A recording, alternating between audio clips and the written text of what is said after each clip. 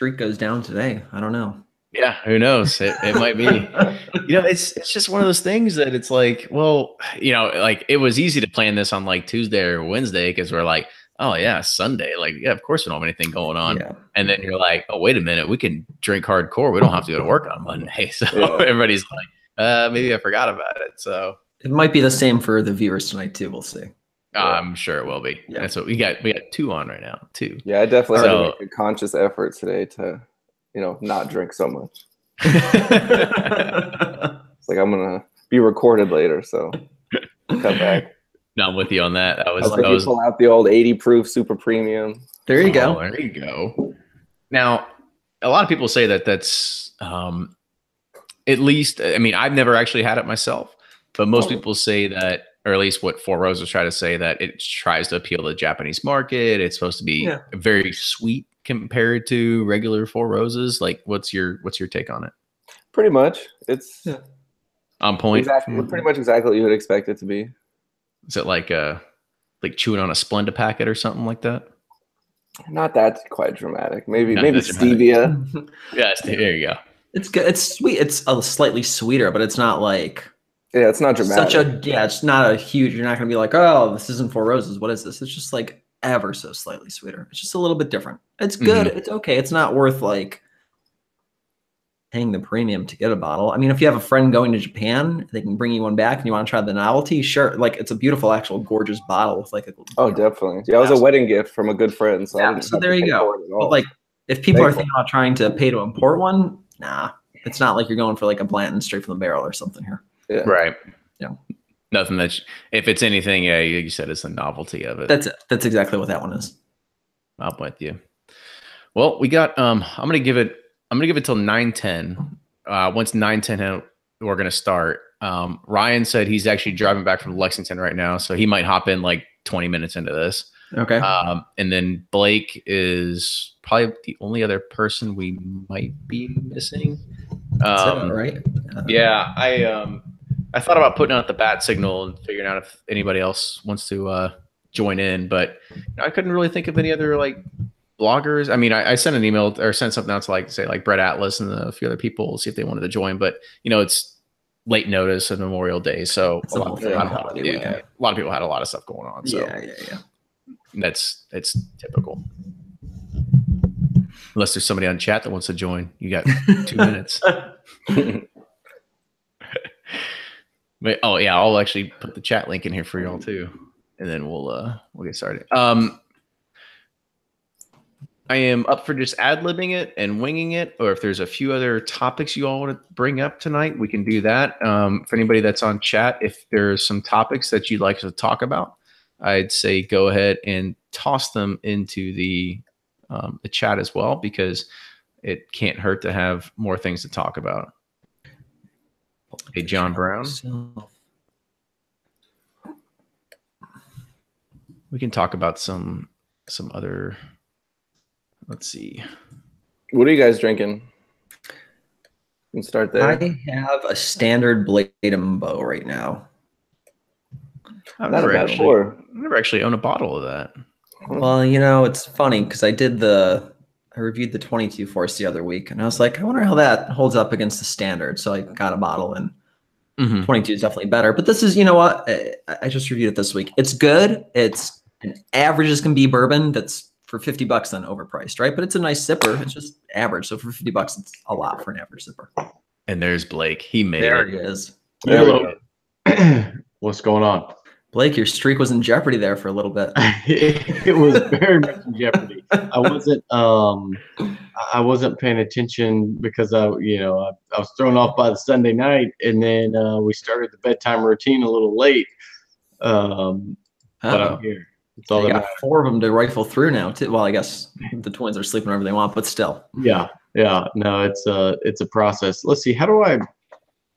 Because it's not going through my mic right now. What am I doing here? So what you need to do is hit the cog, or like when you hover over the screen. Oh, there we go. Settings button and settings button, and then from there you will be able to choose where you want it to go in and out of, or whatever kind of fits your preference. Exactly. We can take that all kinds of ways. And There we go. Can you hear me? Oh, yeah. dude, that's crystal clear. loud and Okay. clear. Oh yeah. Perfect. All right. Cool. Yeah. So let's go ahead and kick it off because I know we probably got better things to do on a Sunday night. We only got 6 viewers on, so we don't have a whole lot of an audience, but we can make it. Say everyone's watching Game 7 of the NBA Finals. Yeah, I That's know. on too right now. Yeah, that's what somebody commented. They're like, during Game 7, I'm like, you just can't watch it while listening to us. Like, does the announcers like give you that much that we can't give you? So If you see my eyes just darting off to the left, you'll know why. Although I don't have a dog in the fight here, but still. yeah, it's all good. It's all good. Like I said, if there's anything that we want to bring up or talk about, bring it up now. If there's, like I said, we'll got a short list of things to kind of go on, so we'll kind of ad lib it and just kind of figure out how to roll with it. Okay. Yeah, I was going to say, do we want to talk about, we kind of talked about the other night on our tasting about distributors and although I feel like we need Kerry for that one because He's always got it out for it, right? But I mean, I have something on here about, creating like a false sense of scarcity of Henry McKenna and stuff like that right now. But I don't know, we'll figure it out. Cool. Kick it off, and it always flows. It always Cool. flows. Yeah, it'll be fine. All right. Yeah. Welcome back to the episode of the Bourbon Pursuit Podcast, the official podcast of Bourbon. This is the 21st edition of the Bourbon Community Roundtable. It's a crowd favorite. It's a fan favorite. It is also a Memorial Day weekend sort of surprise one that's happening because we didn't really announce it. I guess that was my bad. I probably should have put a little bit more of a warning out there and maybe shot up some flares because we got a I don't know, a thin lineup tonight. We got the core team here, I guess you could say, and then we've got kind of just a few viewers on. But with that, we've got a few good topics tonight. I think we're gonna keep it lively. We're gonna keep it going. It's a lot of topics that everybody always loves to discuss. It always happens on YouTube Live.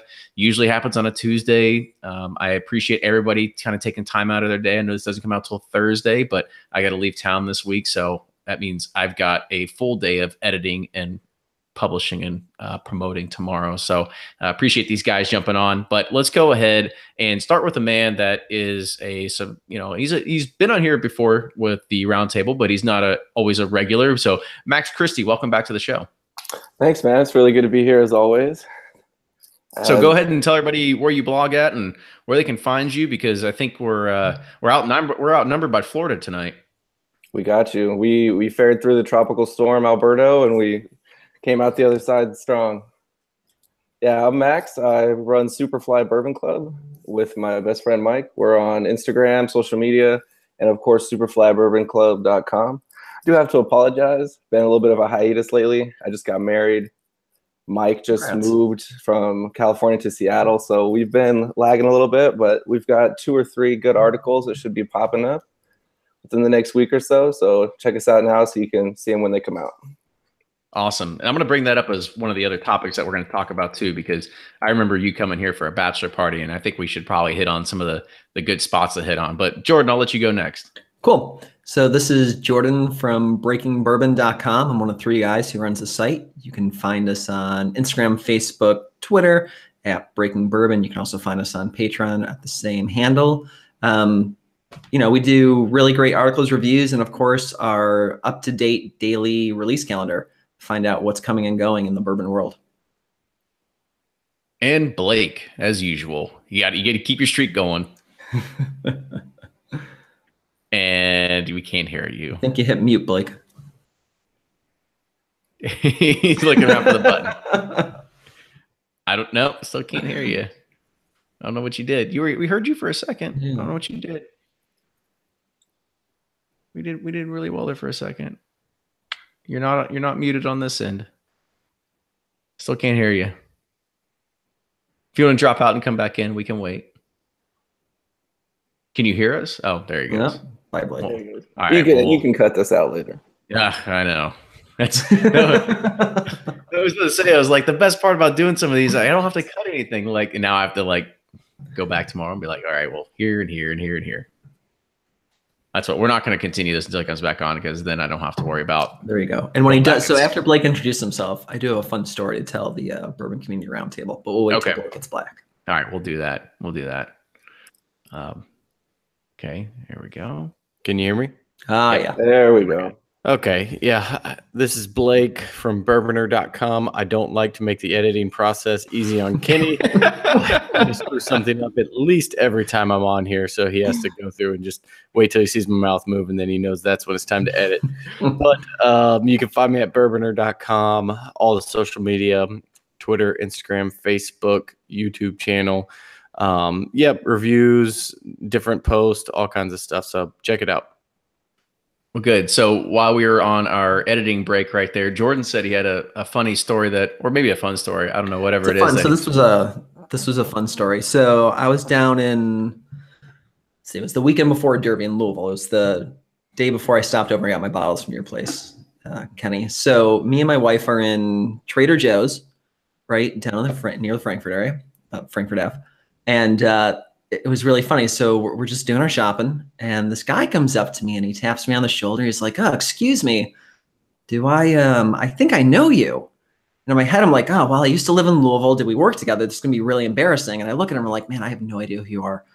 I was like, and thankfully I'm wearing my Breaking Bourbon shirt, and he points to it and he's like, oh yeah, I really like your website, and I love watching you guys do those roundtable videos. And I was like, you got to be kidding me. And thankfully my wife was there to witness this, because she's like cracking up. But like, he was the nicest guy in the world, right? I'm like, holy crap, can't believe this is happening. So shout out to Chris. He was wearing a CrossFit t-shirt. If I ran into you in Trader Joe's, just wanted to say what's up. That was actually a really fun, really cool moment. That's what I said. The next day with someone else, which is even more weird. I'm here to make you guys famous. I don't think you realize that, right? We have one goal here. That's it. My 2 seconds of fame was used up, but it felt good. It was funny. It was funny you say that. And I was actually texting one of the people that I know that runs a store here in town. And yeah, he sent me a picture the other day. He's like, "What do you know about this like Jefferson's weeded mash bill?" And basically just asked me for opinions on different stuff.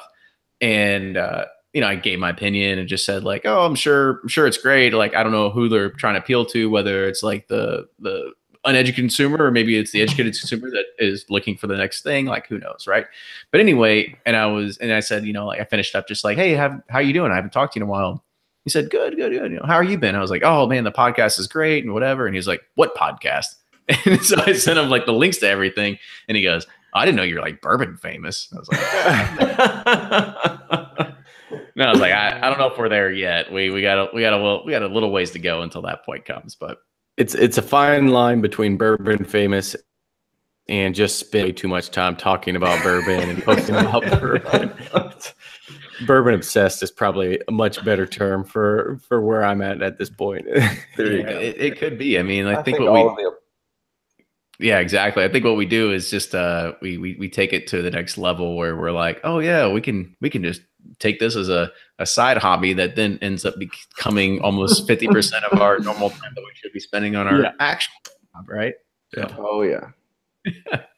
So one thing that kind of came up at the very beginning during the introductions there was, Max, first off, congratulations on getting married. Hope you were able to crack a nice bottle of something on that the night of marriage. Definitely. Yeah, good. But I know that you had reached out to us during your planning stages because you were actually doing your bachelor party around Bardstown. So I want you to just kind of talk about that for a little bit, kind of places you hit, just to kind of give other people a sense of idea of if they're wanting to plan a boys' weekend or maybe a girls' weekend. I don't know, like whatever it is, like they can come to Kentucky and kind of get their thrills. So what were the things that you did? Well, my trip didn't exactly go as planned because there was a snowstorm that weekend. So, for example, we had planned on, the usual. Oh, was that the weekend here that we had the snowstorm? Yeah, it was like maybe that was a week or two before you guys did your Buffalo Trace barrel pick. Oh, that was a bad weekend. Yeah, I remember that. We stayed miles away from Willett in an Airbnb, and you know the plan. You go to Willett twice a day while you're there. That's just what you do. And they were closed the entire time we were there because of snow. But it was cool. Four Roses was still open, the bottling plant. We went out there, did the tour. I was lucky they actually had some OESO in the gift shop, which is my favorite recipe. So I grabbed a couple of those. Nice. We went out to Bourbon 30, hung out with Jeff, ran into Ed Bly, and then went over to Local Feed, which is a restaurant bar out there. Hung out there for the night. Came back, did, of course, the Heaven Hill connoisseur experience. It kind of saves not so much the tour and the 51% corn, 160 proof, the whole spiel. They just let you taste all their top shelf stuff. So that was nice. Honestly, there's some fuzzy parts of the trip. It should be. It's a bachelor party, right? I went to some. I wish I could tell you where it was, but Ed Bly told us about it after we left his shop in Crescent Springs. We went to, it was like above a pizza place somewhere, and they had probably 30 different Willets, and we tried a C1B, which is 130 proof, supposedly old Bernheim Weeder. Only 26 bottles ever made, or 31 ever made. Literally couldn't tell you where I tried that at, but were you already pretty canned at that point? I remember drinking it. I have pictures of it. Don't you love how sometimes those great bottles get tasted at the end of the night when people start bringing stuff out and you're like, well, it tasted like bourbon, and that's about all I remember. I remember it was amazing. Yeah. Why? Oh. Yeah, no, really good time though. Planning on coming back again towards the end of the year. Hopefully do some barrel picks out there with a local group. Nice. Oh, cool. It was funny, Blake, you say that, and I'll kind of gauge your all's input on this too. When people do start bringing out some of those heavy hitters, I mean, are you the type of people that like all of a sudden you've got like one of those Bourbon or leather notepads in your back pocket and you're going to start writing notes on it? Or are you kind of like a mental person? You kind of just sit there in the moment and you kind of just drink it. Like what are your all's takes? Cause I've seen actually multiple people like, when we were at the Willett bar opening for that. And I saw a few people that were sitting there trying some of those things that, of course you'll never get the chance to try it again, because a lot of people were basically buying the entire bottles that night, and they were like, okay, I'm going to take this opportunity and I'm going to try it. I'm going to write down my tasting notes so I can remember everything, all this other kind of stuff. So I don't know, like what do you all usually do? On that kind of stuff, I'm usually just enjoying it. Occasionally if I'm at like some event, I may take notes on stuff, especially if I know I want to like put a review on the blog later. But in general, I'm just sitting there trying to drink it, enjoy it, have a good time, try to remember as much as I can about it. I feel like I can still remember a lot of pours that I've had, and going back and reading tasting notes about it doesn't necessarily always jog my memory other than just really thinking about it. But my mind works a little more visual like that. So I try to visualize while I'm tasting it, what I'm tasting. But yeah, I don't want to be the guy who's like, everyone's having a great time. It's like, hold on, everyone quiet down. Who has a pen? Who has let me get my notebook out. I wouldn't be able to write. I can barely read my own handwriting now. I can't imagine trying to read it after I've had a few drinks and I'm writing bourbon notes. So. Oh, totally. Now I'm kind of one of those people that I'm kind of there in the moment sort of thing. Yeah. Jordan, what about you? Yeah, I think I'm the same way. I don't really write anything down. I think the most it'll be is maybe if I'm not with Eric and Nick at the time, I'll take a picture of what I'm drinking and send it over with like a literally when I mean a short description, I mean like 3 or 4 words like, oh, this is really amazing. It tastes like X, right? Or if honeycomb in there. Yeah. So but the really good bottles stay in your memory forever, right? Like me and Eric Nick wasn't able to join us, but me and Eric were at a great bourbon bar in I think Pittsburgh. And like there was a bottle of EC22. Right. So like we each got a big pour and it was freaking phenomenal at that point. Right. It was delicious. And I remember like that, like those types of bottles, those special ones, like the taste just stays with you. That's again, assuming though that you're not like, 15 deep in the night. And at that point, it's just not like tastes like bourbon, which is always the worst, right? That literally is the worst when you're like you're having a great time, and then a really good bottle comes out, and you're like, I am not going to appreciate this bottle as much as I would have if this was like the first thing we tried. But yeah. That's try to start the sometimes night with the good stuff. Yeah. That's There's a few people in chat. So 22 says, I'll just make a note whether I want to buy a bottle for myself. Oh, there you go. And John Brown says he actually keeps a spreadsheet in Google Docs as a kind of a running tally. But he says it'll update while he's still sober. And that kind of leads to another discussion is kind of like a lack of apps, right? I mean, when you look at like the craft beer world, there is Untapped. I don't know. I mean, freaking Beer Advocate, like keep going, right? Like there's so many things that happen in the beer world, and not only that, in the wine world too, right? There's a app where you can literally have a camera and scroll it across a label and then like see reviews like as it comes up, right? And I believe that Blake and Ryan and I were talking about this a little bit last week, that the whiskey world is like, I don't even want to put a percentage to it, but it is so small in comparison to what you can do in the craft beer world as well as the wine world, to say that, okay, sure, you could go not a day in your life and try a different craft beer or a different wine, but if you try to do that with a bourbon, maybe a year, maybe 2 years, I don't know, it depends on how many craft stuff you want to get into. But there's actually there's like a lack of apps that are out there to be able to kind of keep track of that. I mean, are you guys seeing anything in regards of app development or things that you use to be able to keep track of like stuff like that? No, we've toyed around with the idea, and we've had a few people approach us in the past too. And at least our view, right, when we come down to it, it's true. So the craft beer world, the wine world, especially craft beer, right? There's always new places popping up. Always, like, even if it's just a local distillery that you love, right? Think about it. They're running through different new recipes, different new combos, different new beers all the time. In a bourbon world, especially depending on where you are, your access when you go to bars, you might only see like the same 30 or 40 things, right? Let's take like Kentucky and Louisville aside, right? Or like if you're lucky to live in a big city with a good bourbon bar, like the average person out there, they're not going to be able to like use the app a little bit, and then like your second or third week using it, you're like, yeah, I kind of ran out of new stuff to taste. Like maybe I'll revisit this app a few months down the road, and if you don't use it, you're just going to forget about it, right? Mm-hmm. So that's part in our world. That's part of the problem that I think about often. Yeah, I can imagine you probably go to a bunch of restaurants and it's the same thing. It's right, over and over. Basil, whatever, not great. You just keep going. Yeah, exactly. Yeah. And then if you're not going to use the app all the time because you don't have the opportunity to, it's kind of just like you're just not going to keep using it. Yeah, mm-hmm. I think someone will make one eventually.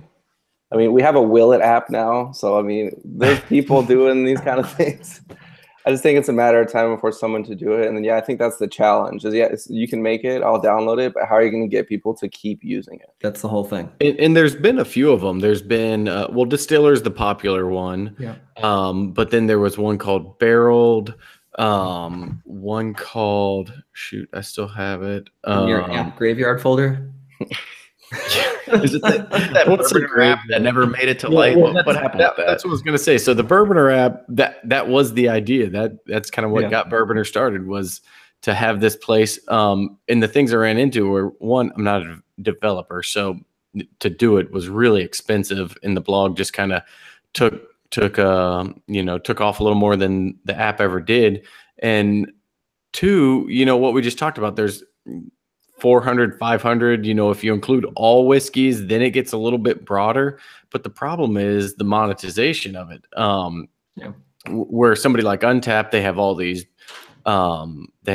different breweries and bars and everything. Craft beer bars are popping up all over the place. The bourbon and whiskey market just isn't as big as craft beer is from a broad standpoint. Maybe monetarily they're about the same, but it's just tough to monetize. So you couldn't even do something where you put like a buy button in there and take a commission, because you can't do that unless you have a license. So, the whole thing is just really hard to figure out. And I mean, we all know it. The bourbon world basically happens on Facebook and Instagram and some Twitter.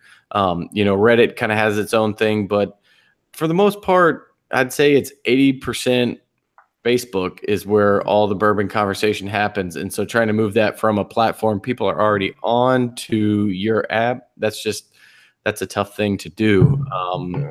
And, most of the time people are just talking about controversy and that kind of stuff anyway. So is Jack Daniel's a bourbon? Yeah. The Dun, dun. app, it's just like, all right, here's my review. Here's what I thought. So it's kind of like a good thing to have in the toolkit because you may be in the store, but to be an actual active user, that's even that's well, a and tough task. I think John Brown has the right idea. I mean, you don't even need an app if you're in the store. Just go to Breaking Bourbon, get your review, you're good to go. So they got everything. You got to go look at their index, right? I mean, that's what I do. That's bourbon.com, right? Yeah. No, I think you bring up a lot of good points there, Blake, because I think the monetization is really hard because of there's tens of thousands of craft breweries that are spread all across the United States. And I mean, it doesn't matter whether you're in Jacksonville or whether you're in Houston, Texas, or whether you're in San Diego, California. Yeah, you could pull it up and there could be an ad that says, come to the craft brewery that's 5 miles away from your house, right? And it's an easy way to be able to use geolocation to get that sort of stuff. Whereas you're not going to find that in a whiskey app to be able to get people there. And rarely are they going to buy something, but at least they maybe take a tour, right? And so I think it's a lot easier to get people to hang out at a beer garden for a few hours than it is to sit there and buy a bottle of whiskey or take a tour. Mm-hmm. And the regulations are a lot easier for tap rooms in most states than they are for distilleries. I found the other one, it was called distilled, but no E. So like Bourboner, they dropped the E from the and a lot. You should have figured out some cool trademark that dropped the E somehow. I think the guy worked on it. I think the guy worked on it for a year or so and then moved on to a different project where, it's just tough. I mean, most of y'all kind of know the industry probably better than I do, but the app world is a competitive market and grabbing people's attention is not easy. So no, not everybody can be HQ trivia. No, that still amazes me. So I was explaining that to somebody on Friday night because it popped up. We're at dinner and I'm like, oh, it's HQ time. He's like, oh, what is that? And we get on there. There's like 2 million people and that thing's unbelievable. Yeah. So if anyone wants to give me a free life, download HQ and use Bourboner as your. I'd say referral code KACOLE2, and then I'll go ahead and take my free lives from there. So let's go ahead and move on to our next topic, right? I think one thing that we like to talk about a lot is a little bit of how we like to hate on distributors a little bit because of this either false sense of scarcity. But really, I think the biggest problem that's come is that, I don't know, maybe we finally did our jobs, or that maybe we don't have a loud enough voice. It's one or the other, because we've been talking about Henry McKenna for a year, 2 years now doing these podcasts. And then all of a sudden, one thing comes out about them winning best bourbon at a little tiny competition out in San Francisco. And then all of a sudden, we start seeing these things of, oh, everything's on allocation now for Henry McKenna. Like, are you guys seeing a lot of scarcity that's being driven in your parts of the country as well? Because I can tell you from, at least for me, I actually got a text message from a buddy that helps run a very, very large liquor chain here in Louisville. And he said, before, probably about a month and a half ago, I could order 100 cases of Henry McKenna and get them no problem. Now I can only get one. Get out of here. Really? Dead serious. Right? So, and that's happening here in Louisville, and that just happened in the last week. So what are you all seeing in your parts of the country, or is it just kind of business as usual still? I was actually in a liquor store the other day. It was one of my locals. And I was, just doing the usual, rolling through, saying hi to everybody. I think I grabbed some beer. And I'm walking through that, and I saw a guy with just taking all of them. Really? He probably had 8 or 10 of them in his cart, and he was taking every single one and pushed them out. Like, I didn't stop to talk to him, but I just kind of shook my head and walked by. Like, it's happening around here. Huh. Yeah. So I heard locally that kind of similar situation where a store I know went to order some, and they were told that Total Wine had basically taken the entire allocation for the area. after the announcement of and then, Total Wine had this big blast. I don't know exactly how true that is. You kind of got to take what people say with a grain of salt sometimes, but it's just, I think everyone gets in on the hype. A guy hears it won and thinks it's going to be the next Pappy, and he's going to resell it for who knows what, and he's going to go out and grab 8 to 10 bottles. Mm-hmm. There's just no reason to do that, really. It's great for the brands and everything, but and the stores, I guess. But in reality, there's just no point of just clearing shelves on these. It's above average bourbon, but these everyday bottles. But I'm still one that believes that distributors also do this on purpose. Something like this happens, they tell stores, "Oh, this is now on allocation. You can only order 1 case a week," or something like that. Not that the supply really changed that much, but then the store, it's on allocation. They tell their customers, "Oh, we can only get 6 bottles of this in, but we'll give you a call." Well, that just is the whole snowball process, and then pretty soon we just won't see Henry McKenna on store shelves anymore. And we've done it to ourselves. So I hope you like it. So go the way of Special Reserve. I think Fred Minnick. I think a little bit of it is so you can still, PA state run, you can still find plenty here. And I was just up in Michigan the other weekend. I can find it over there. I think we've been preaching it's a really good, inexpensive bottle, right? It's not the be all end all, but for the price, it's a good bottle, right? Would I recommend stocking up on 20? By no means, no, right? You want to get 1 or 2, sure, whatever. But I think that's part of the problem. One, it's pretty affordable, right? So people can just like grab some and have a bunch. I'll say it, they're a little bit crazy if they think they're going to make a big buck on this. Mm-hmm. But it's kind of like it goes back to others do it too, right? With Buffalo Trace, people can't find Buffalo Trace and they freak out when they see it on the shelves, like, "Oh, we haven't seen this in forever." You go to a CVS in Louisville and there's like 6 deep there, right? And you're like, wait, this is CVS and it has Buffalo Trace. So it is truly going to be distributor by distributor. And I wish they'd take note of what's happening around elsewhere in the country to realize screwing over my local customer doesn't help me, because everyone can just realize that I'm truly screwing them over. Right, like I'm screwing over this market. If I can talk to people and say, "Oh, I can get some still in Michigan, I can get some still in Cincy, I can get some still in Austin," like what's that helping out besides making you hate your local distributor more? Right.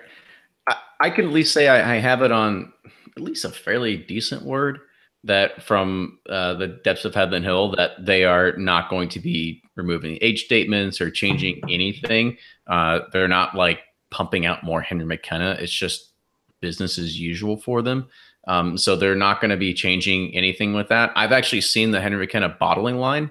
For anybody that hasn't, it's still actually done by hand.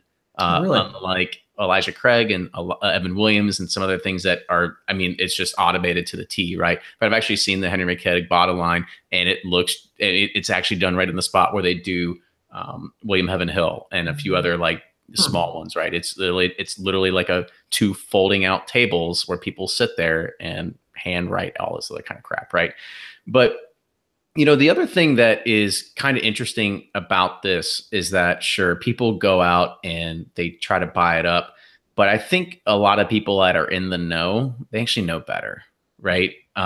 When you look at, if somebody actually tries to go and they buy a case of this, they buy 2 cases and think they're going to flip it for profit, or think that it's going to be valuable here in a year, 6 years, or anything like that, I think they're wrong. Because if they're going to try and go and try to sell it, the problem is that the bourbon market is too savvy to know that Henry McKenna is not going to pull anything more than its retail value, right? So even if it's it's not going to be flying off the shelves to the point where it's just people are going to start paying $90 for a bottle of Henry McKenna. I just don't see it ever happening. And the other side of that is that I like I said, Heaven Hill's just going to keep pumping out what they have. And so there's not going to be anything else. And keep this in mind is that next year there's going to be a new winner, right? And so the cycle is just going to start over again. And so at some point people are going to forget about this, right? Yep. Well, there's some Crown, what was it? Crown Rye? Is that the one? Crown Apple, maybe? Who knows, right? Whatever Crown won. I'm sure there's somebody sitting on 3 cases going, how did this happen to me? I didn't see this coming. Like that Northern Harvest Rye. Yeah, come on. Yeah.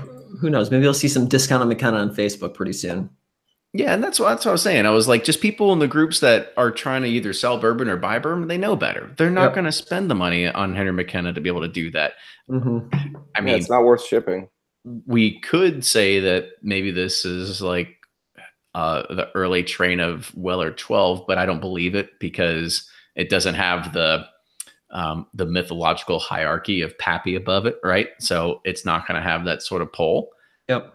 But I don't know. For me, I just don't see this going for another 6 to 8 months of panic. I think it's just kind of like let the dust settle here and everything will be fine. Yeah, it's gonna be just like old Granddad 114, when everybody ran out, bought them up. Couple months, everybody talked about them, and then now they're just back on shelves, getting dusty again. Yep. That's probably good. That's a good comparison actually, because there was that. Everyone running around to stock up as much as they could on the 114 when everyone was saying it was going away. Yeah. But now it's just kind of business as usual with the 114. So hopefully that'll be the same. I don't want to see Henry McKenna empty on the shelves, or just a sticker on the shelves. I want to see it there available especially for people who are new and getting into bourbon, to say, hey, this is one you need to try. So I don't want to see those good bourbons go away. I don't know. I still have a bottle of OGD 14 sitting in the back, still sealed, because I fell into the hype. I didn't buy a case. I bought one extra bottle. So, yeah. Well, that's a good extra bottle to have too. It's a delicious bourbon that you can pour for and not feel bad about. You're like, oh, all right, let's just drink this here. You want to mix it? Sure, go for it. So we can either talk about spirits competition, or we can keep talking about Heaven Hill. What do you all want to move on to? Well, it's kind of one and the same, isn't it? Haven't they basically dominated the spirits competition this all of 2018? I mean, just I know they're putting out some good bourbon, but who are they paying off to? Well, I mean, just in regards to spirit competitions, I mean, this just kind of goes to show you, and I know, Blake, we talked about this earlier this week, of just about how many there actually are. I know that San Francisco gets a lot of the attention, and maybe they have a little bit more credibility, but there's nothing to say that there couldn't be a bourbon community roundtable competition. I think there should be. Distillers just need to send in a bottle, $1,000 application fee, and get ready. We'll award you a medal of some sort. And you guys are the Photoshop king, so I'm sure you can come up with some awesome medal. Guaranteed. It never ceases to amaze me. Just you get a lot of press releases, that kind of stuff. It's like this bourbon won I think we talked about it on here, but like the Beverly Hills whiskey competition, or the international whiskey competition of North America. It's like, hold on, what? These aren't even making sense anymore in the titles. Like, it's kind of an oxymoron. But you know what? Then stuff like this happens with Henry McKenna, and everybody's buying it. So that just kind of fuels the fire for these competitions. When I think it was on, I'm not going to say the distillery, but I saw on Facebook, somebody was like, hey, you're saying you won double gold medal here. You don't actually distill. And they said, well, we distill, but just at somebody else's facility. They're like, okay, so if I take a recipe and hand it to a chef and he wins a Michelin Michelin star, is that my Michelin star, or is that the chef's? I just hand him a it was a Kraft mac and cheese box, right? Yeah. Like, he brought his own Parmesan, right? But there's just a lot of that. Every brand has something that they put on there, and still we've gone over this, but still my biggest pet peeve is having 10 layers of awards, starting with best in category. That's like the worst you can get, is best in category. Then you can get gold, then you can get double gold, then you can go platinum, then you can be ultra super platinum. It's just everyone's make a winner. It a little more. Everyone's a winner. Yeah, and we talked about this with Wade Woodard, but he was saying, I think out of the 2,000 submissions to the San Francisco wine competition, something like 1,900 of them won a medal. So you know, are we trying to say this is an actual competition? Because my son's 4-year-old T-ball league is more competitive than, you know, 1900 out of 2000 get a medal. So, you know, that's my biggest pet peeve is make them real competitions if you're going to make a competition. Yep. Cool. So, what do or Jordan? Do you have anything else you want to add there? Or? I was just saying, I'm looking forward to Hot Dickel winning their double gold next year. And that's not a knock on Hot Dickel by any means. That was more surprising than you thought it would be. I didn't actually get a bottle of it to taste or review. I don't know if you guys have, but go ahead and kind of talk about that one too, real quick. I think so. For those of you who don't know, so Hot Dickel is from Dickel, right? They took Tabasco barrels. So quick backstory, and we just did a huge write-up on the website if you need a bigger backstory, but Tabasco is actually aged for 3 years in old Jack Daniel's barrels. So it's actually like a pretty like laborious product. When you see Tabasco on the shelf, like it has some history to it. It's pretty cool. So what Dickel did was they took those barrels of used Tabasco, barrel rested some Dickel in it, right? Cut it down to 70 proof, added a little bit of, I don't want to say flavoring because they didn't do it. They redistilled Tabasco sauce to add to it. So it's not like it's artificial by any means. And it has a little bit of a zip to it. It's not like a fireball per se. Eric's tastings notes are on there, but we're really curious to see more so what people are going to do with cocktails, right? It's not a full proof, it's 70 proof bourbon. It's not like you're going to have a glass and sit on your porch and sip it all the time. But I think it is an interesting way of just, you know, bringing something that you think very American Tabasco sauce and adding something, you know, very American whiskey to it and going from there. But it's definitely something that we called it out when we saw it back in December. I think it flew under the radar. Then it came out. And when we posted that bottle the first time on social media, before people even had a chance to try it, they were ripping the hell out of it. And, you know, one, they called it Hot Dickel, which is its unofficial nickname. So I feel like they kind of brought that upon themselves.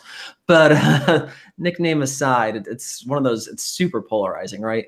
And it'll be interesting as more people get a chance to try it. I haven't tried it, but I actually like the idea of it because I mean, and maybe it's just because I just remember watching a How It's Made episode from, I think it was on the History Channel or something. And they did Tabasco and how it was aged in old bourbon barrels, or you know, technically Tennessee whiskey barrels. But you know, it's, to me, I'd rather them take a step out in that kind of way to say, hey. There is some tie-in here. It's not a complete, it's gimmicky for sure, but it's just not like a complete, like, I don't know, slapstick kind of release. Then, you know, just to say, well, we're going to release another bourbon and it's going to be the exact same thing we've always released, but we're going to have a new backstory and, you know, try something different every now and then. So I haven't tried it yet, but I may grab a bottle. It looks pretty cool. And I feel like it's one of those ones that, when people see the bottle, they're like, "Oh, let me try that." You know, they want to give it a shot at least. Yeah. Like John Brown said in the comments, it'd probably make a good Bloody Mary. Yeah, and I think you know, there's people who make a better Bloody Mary than I. So, and Nick and Eric too. So I think I'm looking forward to seeing what some bartender comes up with. There'll be some good recipes coming out of this one. It's not like, you know, other distilleries. It's not to knock on anyone, but it's not like you're going to see like a cinnamon flavored whiskey that's artificially flavored, right? This like has a little bit of backstory and history to it. Yes, it's definitely gimmicky by all means, but it falls on the less gimmicky of gimmicky scales, you know, to Blake's point. I might be in the minority here because whenever I see something that, don't get me wrong, I love cocktails. Like whenever I go out, whether it's a bar or a restaurant, whatever, I'm always ordering cocktails because I rarely ever go to a bar and order a bourbon neat because let's face it, we all own every bottle they probably have at the bar, right? So I always order cocktails, but whenever I see something that says like jalapeno infused or like anything like that, like spicy, I'm always like, not for me. Really? Not gonna do it. I'm just not a big fan of like pepper and spice infused sort of cocktails. That's fair. That's fair. I think it's not for pepper in your drink is, or spicy in your drink is you got to be in the right mood. I feel like that's not a dinner time thing. That's more of like a brunch time thing. To have a spicy drink. Yeah, I'm kind of with you there. But don't get me wrong, I love brunch. I will brunch with all y'all anytime. So. Next time you're in Florida. Any day of the week. Brunch capital of America. We'll brunch so hard one day. So kind of another topic that I wanted to hit on as well. Again, going back to the Heaven Hill thing. and I know most people have gotten to try it. I haven't yet to try it. I do have a bottle of it. Finally got it this past week. Was the Old Fitzgerald Bottled and Bond, the pretty new decanter that came out, and everybody is sort of polarized on it, right? I think from the most part, from what I've read of people that I trust in the reviews, it's a meh. There's of course a lot of people that say like, oh, it's the best bourbon ever, but maybe they're trying to justify their purpose. I don't know. I haven't tried it myself. Their purchase. So before we get into just like the idea of just decanters like coming back in style, like I want to kind of just gauge your all that who's actually tried it. Again, I know Blake, you had probably a 45-minute review on it, but if you could boil it down in like 30 seconds, that'd be great. But anybody else that'd like to just chime in on just the review of the whiskey in itself, if there's anything that you found particularly interesting or special or not special about it. Yeah, so I mean, my quick review was it just wasn't very good. It was, to me, it was hot, had some interesting notes up front, but it just came off really hot, dry finish, and I didn't really like it. Especially, I didn't like it for $110 or whatever it was. But I said it was probably one of the best looking bottles I've seen. But I saw Fred Minnick was talking about it and said he loved it. So I'm still not convinced that this is an instance of, people have different palates, but, there may have been a couple batches. Has anybody heard if there's multiple batches on this one? That's what I was going to ask. I heard that, but I have no confirmation at all. So I'll give you the skinny, right? So I know somebody that works there. So not to wake her up. Not to get my wife in trouble or anything, but at least from what I understand. And so there is going to be, so this is going to be a spring and fall release for the next 5 years. There is supposedly, from what I understand, there is going to be a different color label and a different age statement and a different price for each one of them, right? So what I understand is actually, I can't actually talk about any of the colors or age statements coming, but that's as much as I can tell you right now. That is, but all the ones out there now are all exactly the same. Right now, it's all the green label, all little original 11-year bottled and bond. Yes. But there are going to be different age statements, like I said, different color labels, as well as different prices for each one that's going to be coming out. If I am still understanding that they are going to keep that same bottle, keep coming out, because if anybody that's actually getting into the bottle business, that glass molds aren't cheap. Like they're like $30,000 or $50,000. So they're probably going to keep doing the same glass for a while. So they're going to keep that runway going. So let me ask you this though. Do you think, and I think a lot of, people wanted, age stated old Fitz again, but do you think a lot of that public interest, especially people who may not know bourbon too much, or when they see it on the shelves and they see the price, is the fact that they're getting a decanter out of it too, right? I mean, it's a gorgeous bottle. Let's not kid ourselves. It's like really nice looking, right? So, okay, so you get one, you're like, cool, I got a decanter. But then like when you're like 8, 9 bottles into it, right? Are you like, all right, now I got 8, 9 of these. I mean, if you're actually truly buying it to have a decanter afterwards, like you're probably like, no, it's not for me anymore. Or if you hated the first one, like, so, we all watched Blake's review, good, honest review, right? If that turned you off the first time, are you going to remember that and be like, well, do I take a risk this time? Is it better? Is it worse? Like, what series is going to be the best? So maybe they should be switching up the bottle to whatever cost it is. I don't know.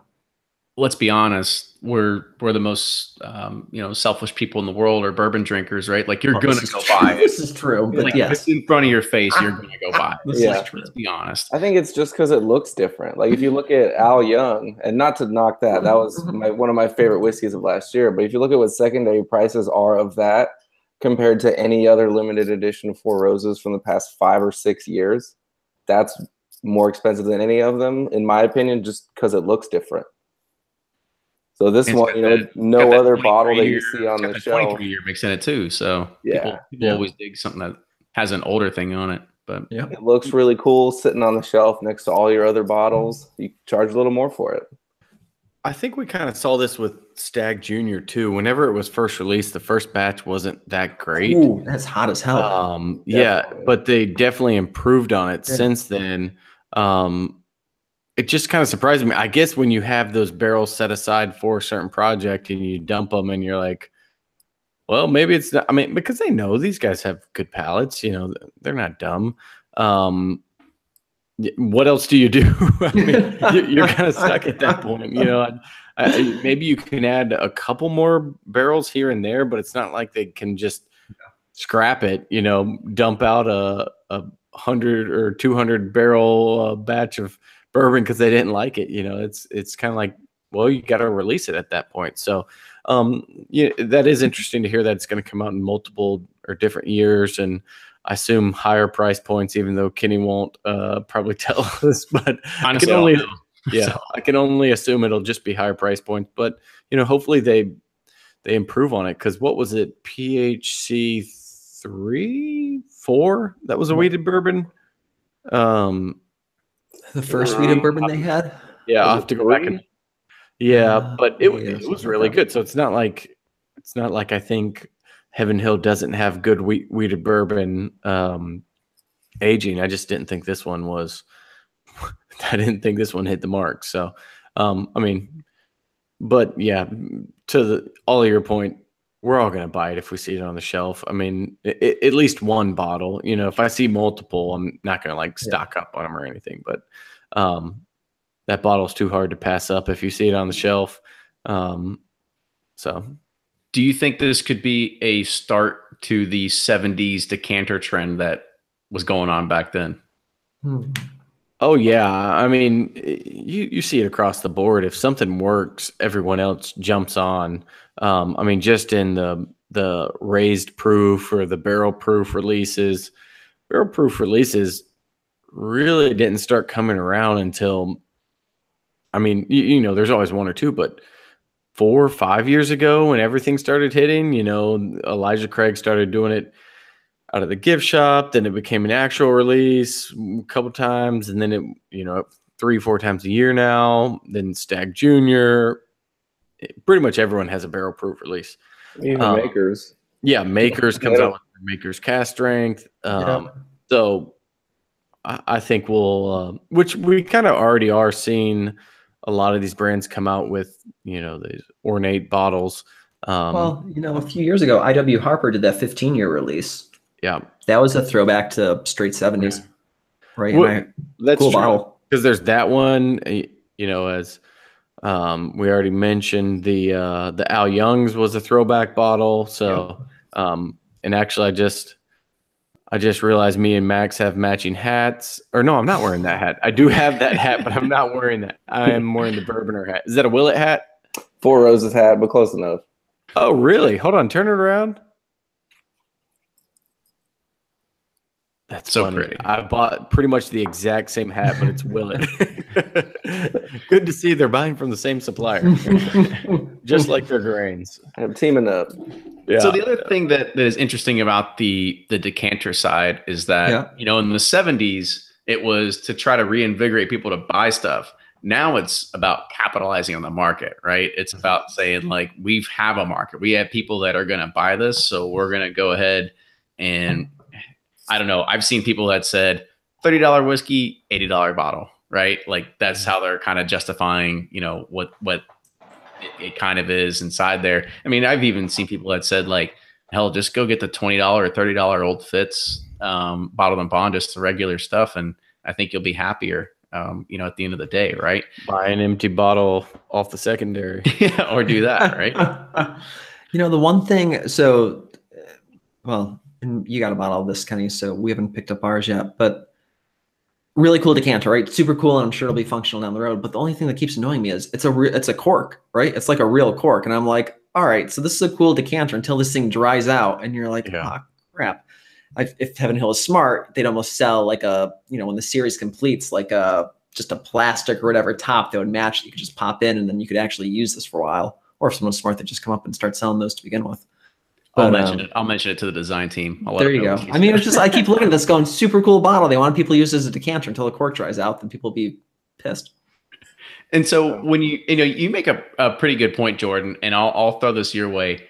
Could this be a collector's item? And even to say in 5 years, when you get all the spring and fall releases and you try to sell it as a lot, like, can it be a collector's item? Sure, it could be. I mean, every day that you go out and you see all the different lots that are up for sale, right? Like you'll see people drop crazy stuff. Like no one would have thought the birthday series would have been a huge lot, right? But then you'll see someone drop like when did the series start? 03, 02, something like that, right? And someone's throwing up the whole series for a few $1,000s, and you're like, well, what just happened here? So I guarantee you, it's going to be a lot that 100%. someone's going to sell for a lot of money just because people want to collect stuff and sell stuff.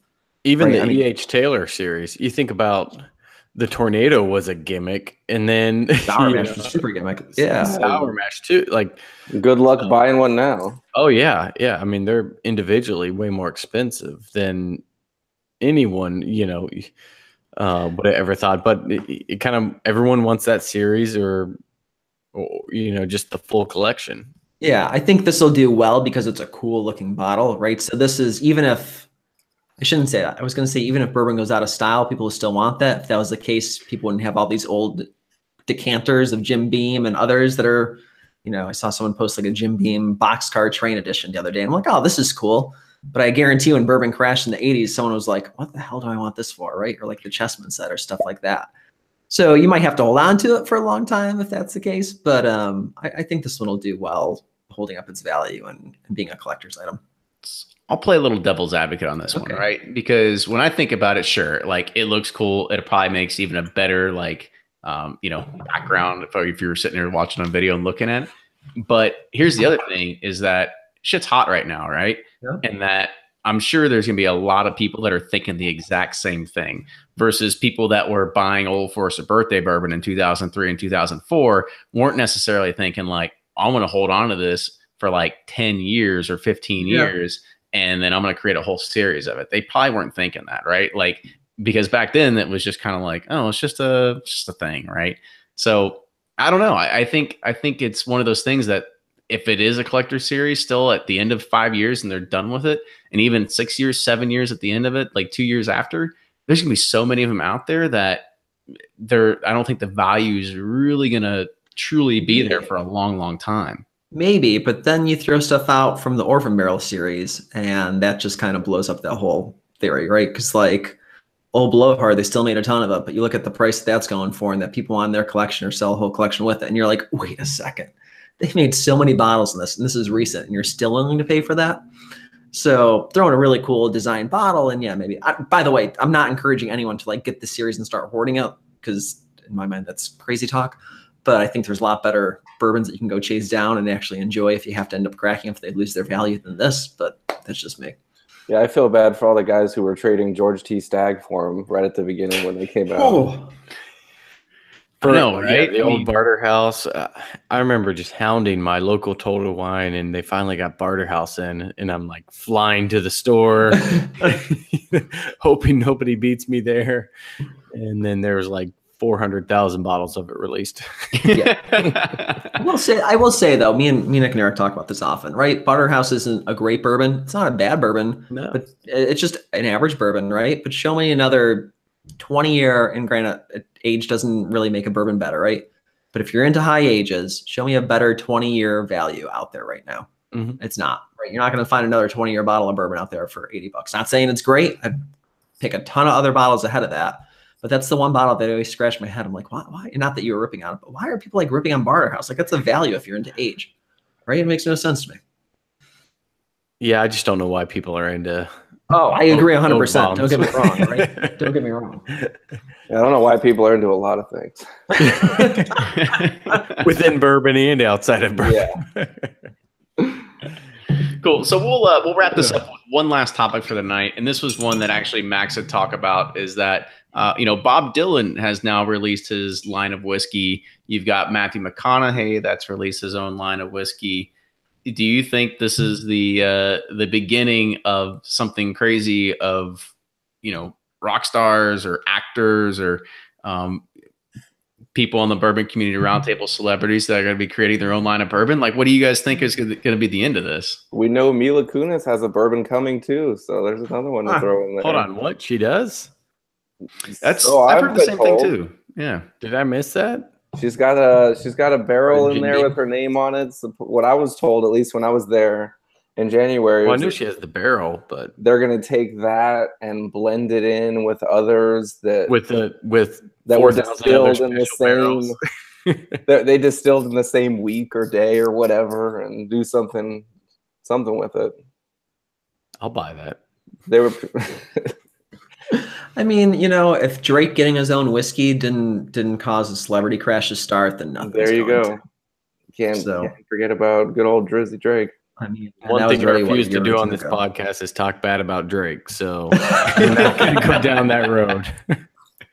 I'll tell you what. I wish I could end the show doing it, but I don't want to get sued and ask for royalties. So we can't put no music playing. A diss track about the Roundtable. And that's not so much dissing him, but I'm just saying, like, I mean, if if he's coming out with stuff and that didn't cause anything to crash, then I think if anything, that shows that anyone can create a whiskey brand and throw it out there.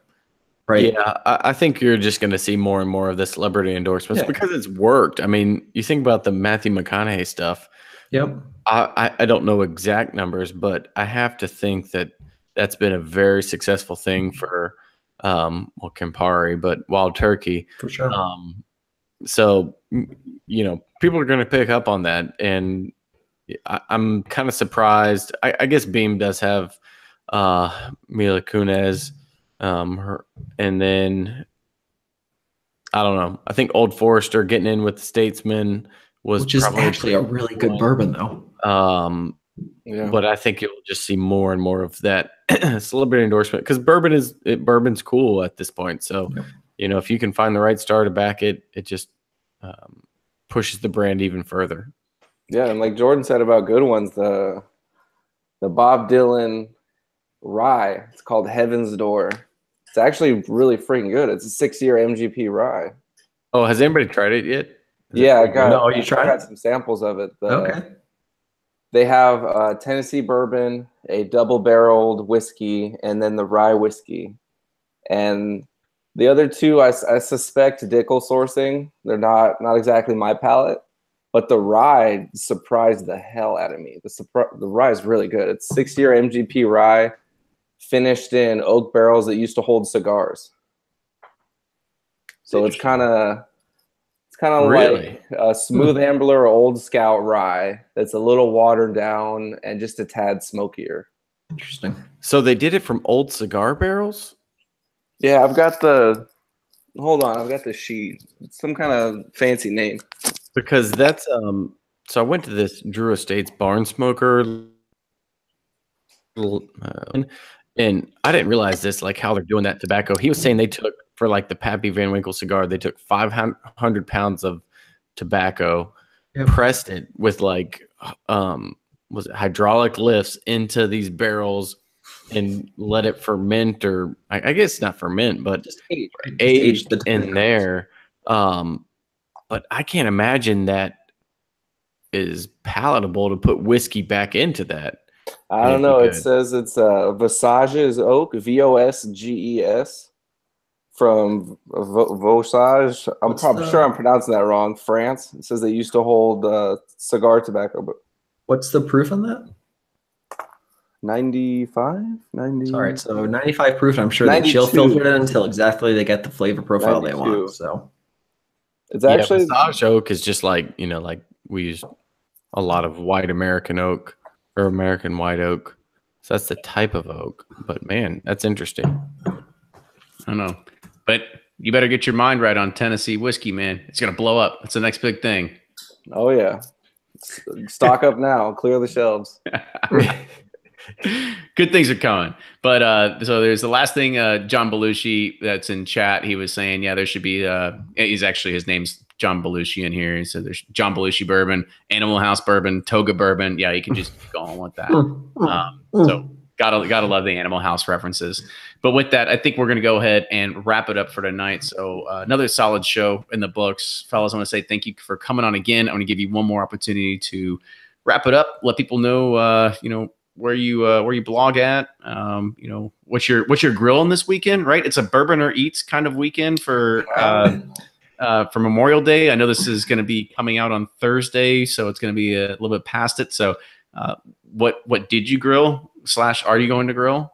So Blake, you're gonna go last since you are Bourboner Eats. So Okay. go first, buddy. Max, you're up first. Oh, sorry, I didn't catch that. Yeah, Max here, superflybourbon.club.com, Instagram, Facebook, whole 9 yards.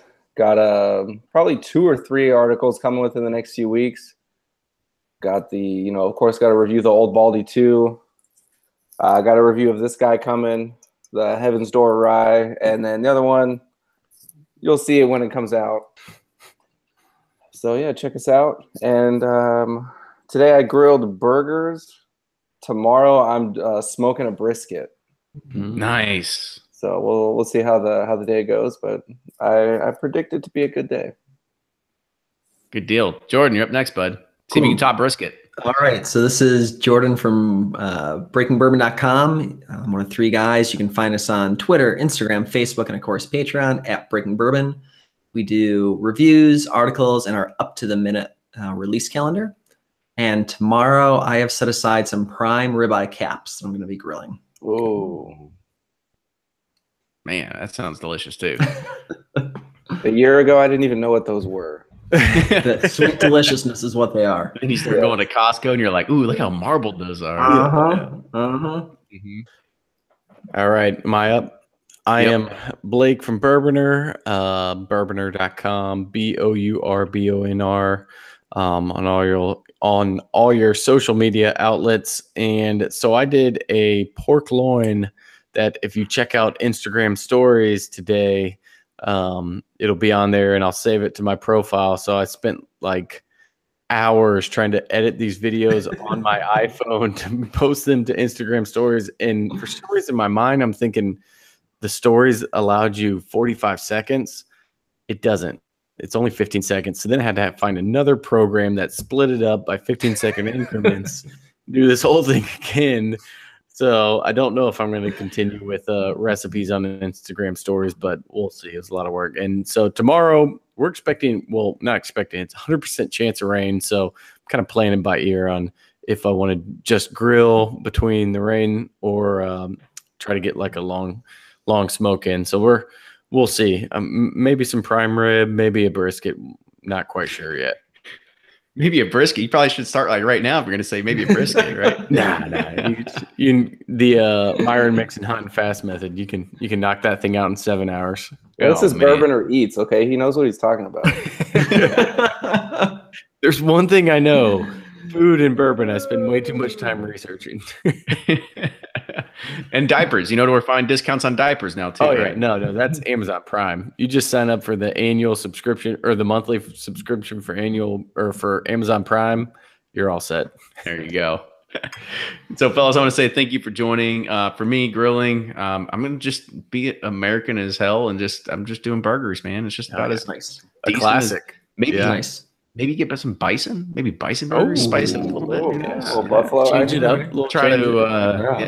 Try to keep it nice and gamey a little bit. Who knows, right? There you go. But again, fellas, thank you for joining tonight. Make sure that everybody's following these guys on social media. Follow us as well, Bourbon Pursuit on Instagram, Twitter, as well as Facebook. You can subscribe to this podcast on iTunes, wherever you get your podcasts. You can also watch the videos that happen on Facebook and YouTube. If you have any hate mail or any social suggestions, anything like that, make sure you send us an email. It's theduo, THEDUO, @bourbonpursuit.com. We do read every single email that comes in. And if you do like what you hear, make sure you support the show. Go to patreon.com, patreon.com/bourbonpursuit. And you can sign up there to get cool things such as like, I don't know, maybe a Bourboner and Bourbon Pursuit barrel of bourbon, because we did one like barrel with 2 L's and 2 R's. Like, you should go there and check it out. So with that, I will say thank you guys once again. And with that, we will see you all next week. All right, fellas, that'll wrap it up. Cool. Very good, man. It's crazy how quick an hour can pass. Yeah, I know, right? Like, all right, what do we got planned? And then all of a sudden, 4 people start talking, and that went fast. I think we could all talk about whiskey for several hours fairly easily. Yeah. Oh, I know. I don't know if that's a good thing or a bad thing. Depends on who you ask. Yeah. I'm with you. I'd like to give a shout out to Carrie once again joining the round table. Good seeing. Oh wait, Carrie's not here. Okay, sorry, Carrie. Working on that latest article. Yeah, he's still working on that article. That one that you and Blake, you guys were trying to tag team on. How'd that work out? He told me like, got this article. Even sent me a DM on Twitter like, I'm ready to go. I'm like, all right, send it over. Let's do it. Nothing. Later. Send it. Hey man, we're gonna do this or not? Nothing. Never mind, Kenny. I'm just good. He has to keep his streak up. He has the exact opposite streak of you, Blake. So, you know. At some point, we got to figure out how to phase him out of here without pissing him off. Right? What? We'll figure it out. That's what I was. I tried reaching out to a few different ladies to see if they wanted to join the podcast for one of these roundtables as well, and try to put some rotation in. So we'll figure out that one here in the next one. What about like? I mean, the only one I can think of is like Carla Carlton, The Bourbon Babe. Yeah, but there's like a big group within the Drinking Darlings or the Darling Drinking Babes. Yeah, they do their own podcast. So there's a bit of competition there. Yeah, maybe a little bit, right? So it's bourbon night, right? Like I'm here to elevate people and like help expose people, right? I want to expose the right people. So oh, thank you for exposing us. We all appreciate that. Yeah. Truly a blessing. So I sent an email to Amanda Schuster. She's a editorial person for Whiskey Prof or whiskeyprofessor.com. And then there was what about Maggie? Is it Kimbrell? Maggie Kimbrell. Yeah, she'd be good. I thought about it, but so she's pretty much tied heavily to Michael Veach, and he refuses to come on the podcast. So. Really? All right. Yeah. He won't come on unless he gets paid. That's his. Yeah. Really? Well, he'll come on and kind of talk about just stuff. But if I was to say, like, come on and talk about, like, what happened to national distillers and kind of talk about the decline of it and stuff like that, he won't do it. Huh. I think we may need to start raising our fee for coming on the show. I don't know. Thanks for the idea. Jeez. Before we hit the 22nd episode, we're gonna form a union. There's gonna be like contracts next week that are gonna show my email, right? Yeah. So, somehow caught in the mail somewhere. Been doing this for free this whole time. I don't know what. Brian's gonna send you a negotiation letter pretty soon. No worries. Like I said, I hope it's a mutual way that everybody gets a lot of benefit out of it. That's what I'm going for here, right? Yeah. Well, are we still live? Yeah, we are. We're still live. But I mean, that's kind of the part of it. It's like, at what point do you hit where it's like, well, yeah, I'm happy to do it, but it's not for free. It's kind of the same thing like this, where you can have people on like, hey, we'd love to have you on, but there's a fee, or, it's at the end of the day, all this stuff isn't free. Like you still have a lot of hosting. I mean, I know y'all have it, like hosting costs, email costs. Yeah. Oh yeah. Buying bourbon cost. Just time in general, right? I mean, I'm with you on that one. So we're all trying to figure out how to make our next million, right? Yeah. Amen. All right. You might be on the wrong hobby for that one, but that's true. Yeah. So if anybody needs accounting or tax services, hit me up, blake@bourbonr.com. He accepts Jack Daniels' payment.